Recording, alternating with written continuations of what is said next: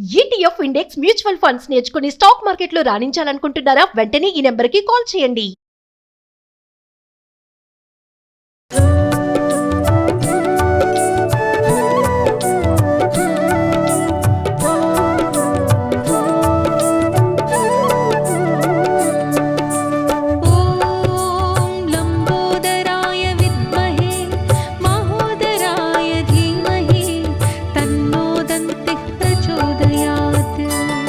నమస్తే రమగారు. నమస్తే జయ. రమగారు, వినాయకుని జననం మనం చాలాసార్లు చెప్పుకున్నాం. మరొక్కసారి వినాయక చవితి సందర్భంగా ఇంకొకసారి ఆయన జననం ఎలా జరిగింది? ఒకప్పుడట దీనికి ఏదైనా అంటే కారణం ఉందా రమగారు? ఒక సన్నివేశం, ఆ సన్నివేశం ప్రకారం జరిగింది, లోక కళ్యాణార్థంగా పరిణమించింది అది. ఒకప్పుడు జయ విజయులు విష్ణు పార్షదులు వైకుంఠ ద్వారపాలకులైన వాళ్ళిద్దరూ పార్వతీదేవిని చూడబోయారట కైలాసానికి. అప్పుడు ఆమెతో మాట్లాడుతున్నప్పుడు వాళ్ళు అడిగారట, విష్ణువుకి మేమిద్దరం ఉన్నాం, ఆయన తలవాకిలి కాపలాకి, పరమేశ్వరుడికేమో నంది భృంగి శృంగి వీళ్ళున్నారు వాకిలి కాపలా కాసేందుకు, నీకేమో మా ద్వారపాలకులు లేరు అని అడిగారట. ఆమె ద్వారపాలకుల్ని ఏర్పరచుకోవాలనుకుంది, కానీ అది జరగల. ఆ తర్వాత కాలంలో ఇది జరిగిందనమాట. ఒకసారి ఎప్పుడో పరమేశ్వరుడు ఒక భక్తుడికి వరమిచ్చి అతని పొట్టలో చేరిపోయాడు. మనం మళ్ళీ గణపతి కథ చెప్పుకుంటాం కాబట్టి ఆ వివరాలంతా బాగా చెప్పటం లేదు నేను. అయితే ఏమైంది, ఈ పొట్ట వెళ్ళిపోయాడు పరమేశ్వరుడు, కైలాసంలో లేడు.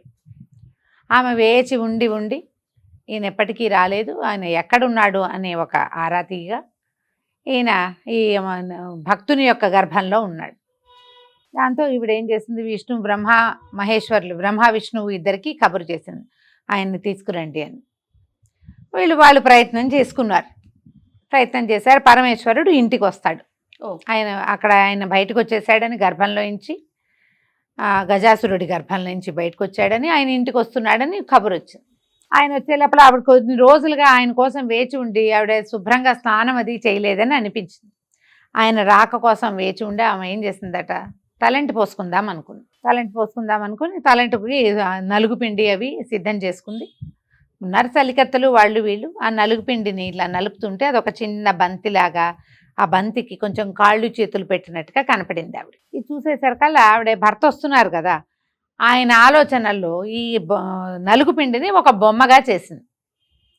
అదొక బాలక రూపంలో కనపడింది. ఈవిడికప్పుడు గుర్తొచ్చింది, మనకి ద్వారపాలకులు ఎవరు లేరు, భర్త వస్తే తెలియజేస్తారని బాలక రూపంలో ఏర్పడిన ఈ నలుగుపిండిని ప్రాణం పోసి ఒక బాలుడిగా చేసి వాకిట్లో నుంచోబెట్టింది. ద్వారపాలన చెయ్యి, ఎవరైనా వస్తే రానివద్దు, నేను స్నానం చేసి వస్తానని చెప్పింది. చిన్నపిల్లవాడి స్వరూపం. నలుగుపిండి అంటే పెద్దగా 6 అడుగుల మనిషి రారు కదా, చిన్న బాలక స్వరూపం. ఆ బాలుడిని బయట నుంచోబెట్టింది. ఆవిడ స్నానానికి వెళ్ళిపోయింది. ఆవిడ స్నానం చేసే లోపల పరమేశ్వరుడు లోపలికి వచ్చాడు. ఇప్పుడు ఇది కైలాసం లోపల అంటే అమ్మవారు ఉండేది ఏకాంతంగా ఉంటుంది, ఎంతో కొంత అంతఃపురం లాంటి ఏర్పాటు ఉంటుంది. కైలాసంలోకి పరమేశ్వరుడు ఆయన లోపలికి వచ్చేసాడు. అమ్మగారు ఎక్కడున్నారంటే, అమ్మ ఎక్కడుంది, లోపల ఆవిడ ఏకాంతంలో ఉంది. ఈయన వెళ్ళాడు లోపలికి. పరమేశ్వరుడు వెళ్తుంటే వాకిట్లో పిల్లవాడు నుంచున్నాడు. ఎవరొచ్చినా రానివద్దంది అమ్మ, నువ్వు లోపలికి వెళ్ళడానికి వీల్లేదన్నాడు. ఆయన 1-2 సార్లు నచ్చజెప్పబోయాడు. బాలుడికి ఏం తెలుసు, అమ్మే తెలుసు, నాన్నని అమ్మ పరిచయం చేయాలి. పోనీ రోజు చూస్తూ ఉంటే అలవాటు అవుతారు. ఇంకా చూడలేదు, అబ్బాయి బయటకు వచ్చాడు, మనిషిగా అయ్యాడు, మా స్వరూపంలోకి వచ్చాడు, అప్పుడే ఈయన్ని చూశాడు. ఈ ఏకాంతంలో ఉండటం వల్ల ఇంకొక మనిషిని పిల్లవాడేమో చూడలేదు, రానివల్ల లోపలికి. ఆయనకి విసుగొచ్చింది, ఎంతకాలం అయింది ఆమె దర్శనం కావటం లేదని. ఈ పిల్లవాడి మెడ దునిమి ఆయన లోపలికి వెళ్ళిపోయాడు. లోపలికి వెళ్ళి స్నానం చేసి అలంకారం చేసుకుంటోంది అమ్మవారు. ఆమెని దగ్గరికి వెళ్ళారు. ఇద్దరు కుశల ప్రశ్నలు వేసుకున్నారు. కాసేపు మాట్లాడుకున్నాక, వాకిట్లో ఎవరినో పెట్టావు, ఎవరో ఉన్నాడు ద్వారపాలకుడు, నన్ను లోపలికి రానియలేదు, వాడిని అక్కడ సరిచేసి వచ్చానన్నాడు. అప్పుడు ఆవిడ కంగారు పడింది, అయ్యో నేను బాలుని నుంచోబెట్టాను, నువ్వేం చేసావని ఆవిడ పరిగెత్తుకుంటూ బయటకు వచ్చింది. వస్తే ఏముంది, మెడ తెగిపడి ఉన్న బాలుడు కనపడ్డాడు. ఆమెకు పరమ దుఃఖం వచ్చింది. సంతానం లేదు నాకు, నేను ఒక బాలకుని చేసి ఇక్కడ పెట్టుకుంటే వాడిని ఇట్లా చేసావే, నువ్వు పిచుకు మీద బ్రహ్మాస్త్రంలాగా ఇంత పనిచేసావు, ఈ బాలుడు నాకు స్వరూపంతో కావాలని ఆవిడ దుఃఖించి, ఆమె వేదనని సహించలేక, తల లేదు, శరీరం ఉంది, ఇంకా ఈ పైగా ఏం చేశాడు ఆయన, ఈ తల ఎప్పుడైతే ఈ పరమేశ్వరుడి శూలం తగిలిందో ఆ తల భగ్నం అయిపోయింది. శిరస్సు అక్కడే ఉంటే అదే అంటించే పని. కొన్ని కథల్లో ఎట్లా చెప్తారంటే ఆయన 3వ కన్నుతోటి దాన్ని దగ్ధం చేశాడు శిరస్సునంట. అట్లా అలా కనపడదు కొన్ని చోట్ల. ఈ త్రిశూలం తగిలేసరికే అది దగ్ధం అయిపోయింది. ఇంక ఇప్పుడు ఈయన ఏం చేశాడు, అప్పుడు ఉత్తర దిక్కుగా తల పెట్టుకుని పడుకుని ఉన్నటువంటి ప్రాణి ఏదైనా ఉంటే దాని తలను పట్టుకురండి వీడికి అతికిద్దామన్నారు. గజాసురుడి ఇంతకుముందు గజాసురుడి సంహారం జరిగాకే కదా శివుడు బయటకు వచ్చాడు. ఈయన గజాసురుడి గర్భంలో ఉన్నాడు. నా శిరస్సుని త్రిలోక పూజ్యం చేయమని గజానాసురుడు అడిగాడని, అతని శిరస్సుని ఈయన తెచ్చాడని కూడా ఒక కథనం కనపడుతుంది. కానీ గజాసురుడు ఏనుగు ముఖం కలిగిన వాడు, పేరే అది అతనిది. ఈ వీళ్ళు వెతికి చూస్తే ఉత్తర దిక్కుగా తలపెట్టి పడుకున్నటువంటి ఒక ఏనుగు, గున్న ఏనుగు ఒకటి కనపడింది. దాని శిరస్సుని తీసుకొచ్చి ఇక్కడ పెట్టారు. ఆ శిరస్సుని దీనికి తగిలించాడు. ఫస్ట్ ప్లాస్టిక్ సర్జరీ చేసింది పరమేశ్వరుడే చూడండి. అయితే ఈ శిరస్సు అంటించి బాలక రూపంలో ఉన్నాడు, చిన్నగా పొట్టిగా. ఈ చేత్తో చేసిన బొమ్మ, కొద్దిగా కాళ్ళు చేతులు అంత చక్కగా బ్రహ్మ సృష్టిలాగా సిమెట్రికల్ గా ఉన్నట్టు లేదు. కొంచెం బొజ్జుంది స్వరూపానికి, కొంచెం పొట్టిగా ఉంది. దానికి తోడు ఈ శిరస్సును కూడా పెట్టారు. కానీ ఒక గుజ్జు రూపంలో ఉన్నాడు. అందుకని వినాయకుడిని కొండక గుజ్జు రూపమున అని చెప్తారు. మరుగుజ్జు రూపంలోనే, అదేమి పెద్ద భారీ శరీరము అది కాదు, భారీకాయుడు కాదు, చిన్న స్వరూపం.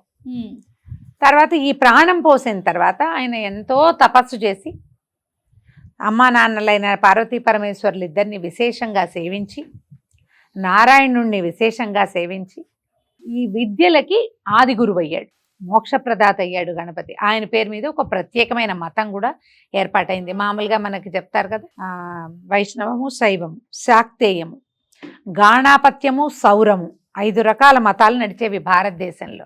గాణాపత్యం అనేది ప్రత్యేక మతం మనకి, గణపతి మతం. ఇప్పటికీ కూడా మహారాష్ట్రలో ఎక్కువ భాగం వీళ్ళు గణపతి మతాన్నే అనుసరిస్తారు. వాళ్ళు అన్నిటికీ బాప్పానే. మనకి గణపతి ఆది దైవం, తొలి దైవమే కానీ ఆయన్నే పూజించి మిగిలిన దేవుళ్ళని వదిలిపెట్ట మనం. ఏ దేవుడి పూజ అయినా ఈయన్ని మొదలు పెడతాం. అవును, కానీ గణపతినే సేవిస్తారు ఎక్కువగా.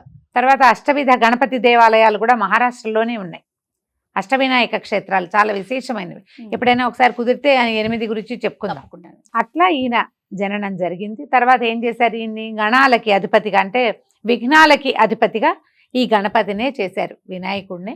ఎన్నో రకాల పవర్స్ వచ్చినాయి అన్నమాట ఆయనకి. అంటే కొంత అమ్మ నాన్నలు ఇచ్చినవి, కొన్ని ఆయన స్వయంగా తపశక్తితోటి సాధించుకున్నవి. వాటన్నిటితోటి గణపతి మనకి ఆది దైవం అయ్యాడు. అది కథ. చాలా సంతోషం రమ్మగారు. అంటే క్వశ్చన్ కూడా రావట్లేదు, మొత్తం అంత లీనమైపోయి ఎన్నిసార్లు విన్నా కూడా అంత. సో మరొక్కసారి వినాయక చవితి శుభాకాంక్షలు.